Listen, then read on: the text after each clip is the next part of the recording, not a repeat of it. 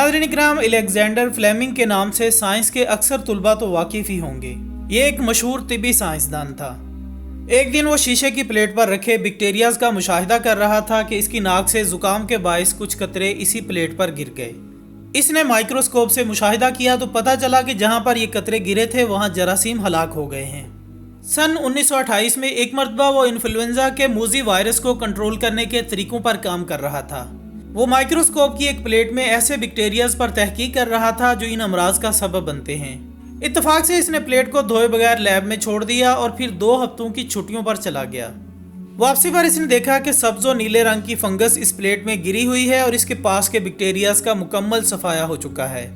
ये देखकर फ्लेमिंग ने फंगस की माहियत को मजीद माइक्रोस्कोप से जांचने की कोशिश की। इसने इस फंगस के अंदर मौजूद मुफीद कीमियाई मादा हासिल किया जो इंसानी जिस्म में मौजूद इन जरासीम की रोकथाम कर सकता है।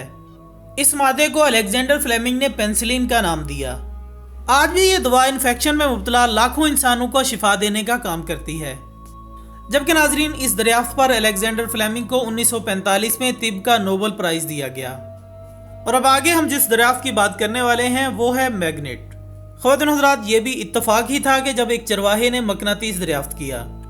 यूनान के जजीरे में एक चरवाहा रहता था। वो करीबी मैदानी इलाकों में अपनी भेड़ें चराता था। कहा जाता है कि एक रोज़ इसने पहाड़ियों का रुख किया। इसके हाथ में एक लोहे का अंकड़ा था जिससे वो भेड़ बकरियों के लिए दरख्तों से पत्ते तोड़ा करता था। एक दिन सूरज की तपश से अपने आप को बचाने के लिए वो पहाड़ की एक गार में दाखिल हुआ और अपना सामान गार में एक तरफ रख दिया। अचानक तेज़ आवाज़ के साथ इसका अंकड़ा गार की छत से चिपक गया। पहले तो वो खौफजदा हुआ, फिर हिम्मत करके इसने आंकड़े को छत से अलहदा किया और नीचे रख दिया, लेकिन फिर दोबारा वो आंकड़ा छत से चिपक गया। काफ़ी देर तक वो ऐसा ही करता रहा। जब थक गया तो उसने वापस जाकर इस ताकत के बारे में गांव के दीगर लोगों को बताया और यूं दोस्तों मकनातीस दरियाफ्त हो गया जिससे आज बहुत से मुफीद काम लिए जाते हैं। और नाजरीन, अब हम जिस दरियाफ्त के बारे में बात करेंगे वो है माचिस। नाज़रीन इकराम, इंसान हजारों बरसों से पत्थर को पत्थर से रगड़कर आग से खेलता आ रहा है, लेकिन कोई भी ऐसी चीज नहीं बना सका था जिसके जरिए आसानी से आग जलाई जा सके। आखिर एक बरतानवी फार्मासिस्ट ने इत्तफाक से माचिस दरियाफ्त कर ली। दोस्तों, ये वाकया है सन 1826 का, जब जॉन वाकर चंद कीमियाई मादों को एक बर्तन में एक लकड़ी की मदद से आपस में मिला रहे थे। उन्होंने देखा कि लकड़ी के सिरे पर एक सूखा हुआ गोला सा बन गया है। उन्होंने गैर इरादी तौर पर लकड़ी के सिरे को रगड़कर सूखा हुआ मादा उतारने की कोशिश की तो इस मादे में एकदम आग जल उठी। इस तरह नाजरीन इत्तफाकन बिल्कुल इंसानों को माचिस मिल गई। कदीम मिस्र की दरियाफ्त। ख़वातीन हज़रात, अहराम मिस्र किसने और कब बनाए? सरजमीन मिस्र में कितने और कौन कौन से फ़राइन गुजरे हैं? शायद दुनिया मिस्र की असल तारीख को कभी ना जान पाती अगर एक सिपाही के हाथों अनजाने में एक पत्थर ना आता। दरअसल 1799 में जब नेपोलियन की फौजों का गुजर मिस्र से हो रहा था तो नेपोलियन अफवाज ने रोसीटा के मुकाम पर डेरा डाला और वहां पर किला तामीर करने के लिए फौजी जवान जमीन खोदकर बड़े बड़े पत्थर जमा करने लगे और चट्टानों को तोड़ा जाने लगा। एक सिपाही ने जमीन खोदकर पत्थर की बड़ी ईंट हासिल की और इसे किले में लगाने के लिए आगे बढ़ा ही था कि कमांडर की नज़र इस ईंट पर पड़ गई जिस पर मुख्तलिफ अल्फाज कंदा थे। कमांडर ने गौर से इस पत्थर का जायजा लेने के बाद इसे नेपोलियन के कायम करदा तहकीकाती इदारे को भिजवा दिया। वहां इस अजीबोगरीब पत्थर पर तहकीक हुई और ये बात सामने आई कि इस पत्थर पर कदीम मिस्री जुबान यानी हीरोग्लिफी दर्ज है। और हैरानी की बात यह थी कि इनका कब्ती और यूनानी जुबान में तर्जमा भी दर्ज था। हजारों साल गुजर जाने की वजह से हीरोग्लिफी जुबान को कोई नहीं समझ सकता था, लेकिन इस पत्थर पर यूनानी में तर्जमा लिखे होने की वजह से माहिरीन ने इस पत्थर पर बरसों अरकरेजी के बाद बिल आखिर कदीम मिस्री रस्मुल खत का राज जान ही लिया। ये एक बहुत बड़ी कामयाबी थी जिसके बाद माहिरीन इस काबिल हो गए कि मिस्री आसार कदीमा से बरामद होने वाली कदीम जुबान को पढ़ और समझ सके। और आगे है शाही मुहर।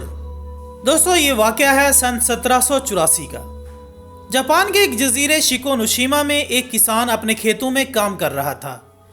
पनीरी लगाने के लिए जमीन खोदते हुए इसकी नज़र किसी चमकदार चीज पर पड़ी। इसने वो निकाली और इसे धोकर देखा तो वो सोने की एक मोहर थी। वो किसान इसे गांव के एक पढ़े लिखे शख्स के पास ले गया। इसने गौर से इस मोहर को देखा, फिर इसे हुकूमत के कारिंदे के हवाले कर दिया। इस मोहर पर तहकीक हुई और ये बात सामने आई कि ये मोहर सन 57 में चीन के शहंशाह गुआंगो की जानिब से अपने जापानी हम मनसब को पेश की गई थी। कहा जाता है कि सफारती सतह पर चीन और जापान के दरमियान होने वाली ये पहली मुलाकात थी। इस मोहर पर मौजूद लिखाई के जरिए जापानी पहली बार चीनी रस्मुल खत से वाकिफ हुए थे। बाद में इसी की मदद से जापान में कांजी रस्मुल खत मुतारिफ करवाया गया, जिसे जापान में आज भी इस्तेमाल किया जाता है। और अब आखिर में फ्रेंच फ्राइज यानी आलू के चिप्स। जी हाँ दोस्तों, आलू के मज़ेदार चिप्स यानी फ्रेंच फ्राइज भी एक इत्तेफाक का नतीजा ही है। कहा जाता है कि जॉर्ज नामी एक बावर्ची ने 1853 में इत्तफाकन आलू के चिप्स दरियाफ्त किए थे। हुआ कुछ यूं था कि जॉर्ज अमेरिकी रियासत न्यूयॉर्क में एक रेस्टोरेंट में काम करता था।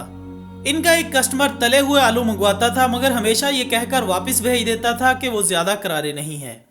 एक दिन तंग आकर जॉर्ज ने आलूओं के जितने बारीक कतले मुमकिन थे बना डाले। आलूओं के ये कतले न सिर्फ इस ग्राहक को पसंद आए, बल्कि इस रेस्टोरेंट में आए हुए तमाम ग्राहकों ने इसे बहुत पसंद किया। रफ्ता रफ्ता ये चिप्स पूरे शहर में मकबूल हो गए और बाद में इसी तरीके पर लोग आलूओं के चिप्स घरों में भी बनाने लगे।